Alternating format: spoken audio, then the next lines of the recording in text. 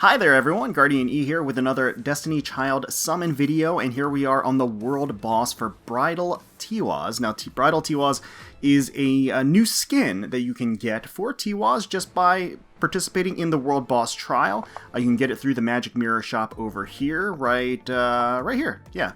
So pretty nice. You can just actually get this premium skin for your Tiwaz, and you can actually get a copy of Tiwaz from the shop as well. So really nice that they're dropping this skin for her. She looks gorgeous, absolutely amazing, of course. Now the original version and art for Tiwaz is also spectacular, so it's a little bit of a tough sell to switch it up. But you know, every now and again you might want to switch into this skin instead.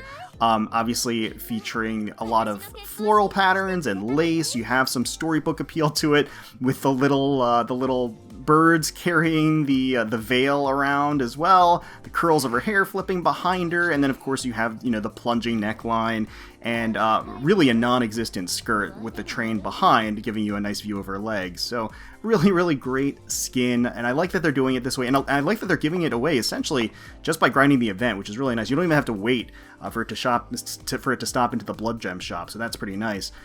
Now, alongside Tiwaz here, or the skin for Tiwaz, is this Black Bunny Ophois as a boost unit. So we are definitely going to be going in for her right now. Let's go ahead and head over to the banner. So here is the banner for Black Bunny Ophois. Once again, it's a premium pickup summon debut banner, so that does mean that there is a guarantee at 15 multis. Hopefully we don't have to get there, but we will if we have to. Let's just go ahead and get started. Definitely want to go in for her, and it's Ophois, who her default outfit was already spectacular, much like Tiwaz. Really fantastic. Now this isn't a costume; it's an alt. It's a completely different unit, different archetype, different color, different everything. But super excited to get her. Super excited that Ophois is getting another version in the game, because yeah, her default version looked amazing, as well as even like her human form. Pretty much Ophois can't miss. It seems that way anyway. Pretty much every look for her is pretty dynamite. Now it's interesting because they have been dropping more skins lately for the actual events rather than having it be multiple units. Or rather, let me rephrase that. They've been alternating, and a lot of events have essentially. Okay, first multi was absolutely nothing. Let's go into the next one, and we'll skip this one. Skip. But often what they've been doing is, I guess, the event features a skin rather than an entirely new unit. So let's skip, and we are going to get her here. Okay, so if we skip and it cuts in here, that means this is going to be a 5-star, and since it is a 5-star, it is guaranteed to be Ophois. Not multiple copies, but one copy will suit us just fine. Life is like a game of chance, right? I'm going to try and trust my luck.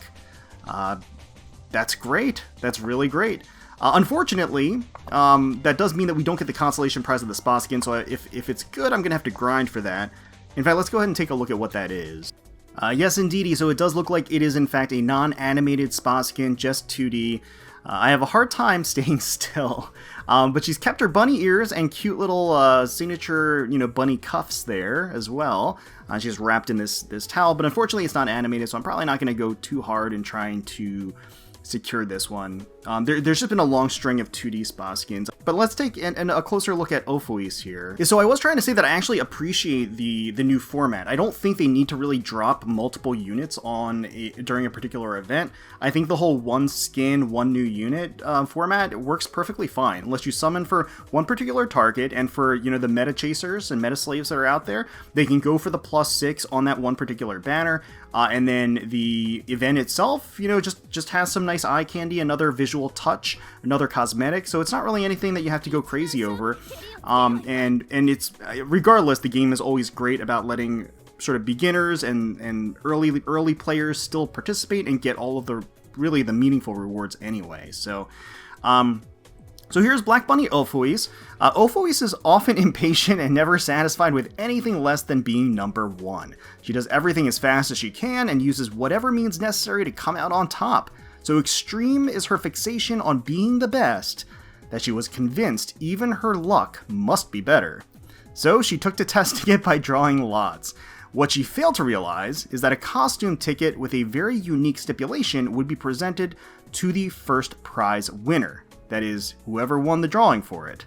So it seems like luck may not have played out for her in particular, and somebody else may have put her into this skin. And while somebody else may have slipped her into this skin, she rocks it very, very well. It's not the traditional like strapless cup rabbit suit that you often see. It actually has the straps, and she actually does have poofed sleeves, and actually sleeves running up to the cuffs, which you also often don't see with bunny suit skins.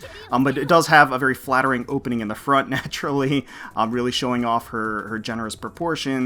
And it does have like a little bustier front and the side. There's a body stocking element to it, of course, with some fraying and holes on the side with her hip.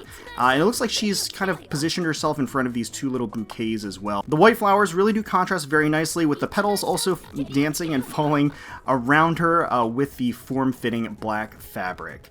And naturally very striking with her purple hair. It does trail behind and pool behind the actual bouquets, which is very nice. And I, of course, really adore the bunny ears with the one flopped ear. It's quite cute. And her animation is a cute little wink and a smile and a little wobble. Certainly can't resist that. Alright, so taking a look at her skills here, she is a light debuffer, and her kit is centered around dark world bosses, or dark 20-person giant bosses, as they call them now more generically. So her leader skill is going to be slide skill defense minus 15% for dark type enemies, skill defense minus 15% for dark type enemies during 20-person giant bosses, so you're going to get a double stack on that, which is quite nice. Minus defense on the enemy does mean they're going to be taking a whole heck of a lot more damage, which is very, very nice. So her tap Lucky Strike is a single hit that does apply debuff accuracy minus 35% on herself for 16 seconds, so that is going to be pretty nice in enabling her a chance to dodge incoming debuffs. And then a 90% chance to inflict time alteration. Remove all time-based buffs from target and reduce skill gauge charge speed by 40% to dark-type enemies for 8 seconds during a world boss. The majority of units these days are really specialized for a particular raid boss or world boss or what have you, but can see multiple further uses in the future depending on what archetype you run into. So Ophois is no exception to that. Effectively, if you have a world boss that is going to be stacking on a lot of time-based buffs, she can be really, really valuable. And most world bosses do have some time-based buffs applied to them. So I could see her definitely being useful in the future for that purpose.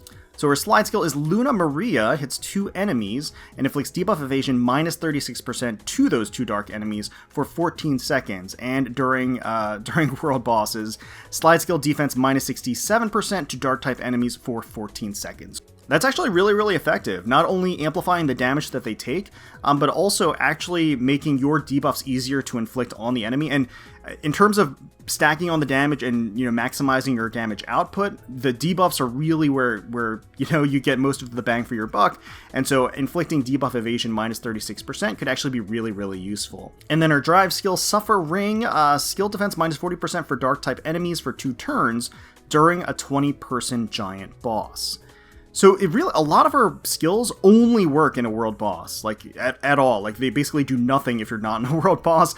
So not that you would bring her in a lot of other game modes, but it seems like she's really niche. Like if you take her anywhere else, she's not really going to be pulling in much work at all.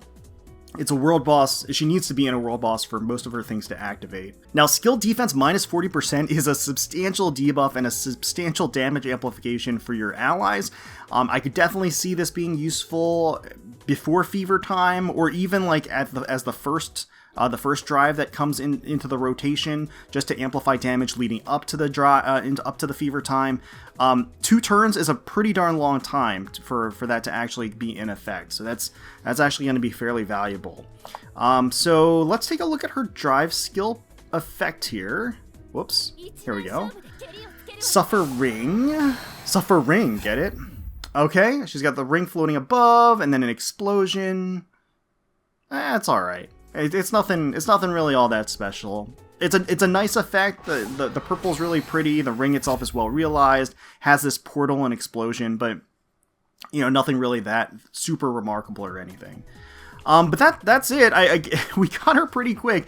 I have to say that lately in Destiny Child, we've been getting the units fairly quickly. I think we've only had one banner in the past like half year that's been like a little bit rough, and everything else has been like straight on the money. And getting them effectively before 5 multis in almost every case. So we'll see if that persists. I mean, obviously we've got the crystals to go the distance, but it seems like Destiny Child isn't interested in taking those crystals, which is fine. Just means we can splurge whenever there's like another collab or another limited unit or another unit that I absolutely need to like +6 right away, which is rare. So let me know in the comments below if you decided to summon for Ophois, if how you're doing on the world boss against Bridal Tiwaz. Hopefully you all enjoyed the video. If you did, please feel free to leave us a like, comment, and subscribe to the channel for more Destiny Child content. We thank you all so much for watching, for taking time out of your day to spend with us. We really do appreciate it. And until next time, let's keep on slacking.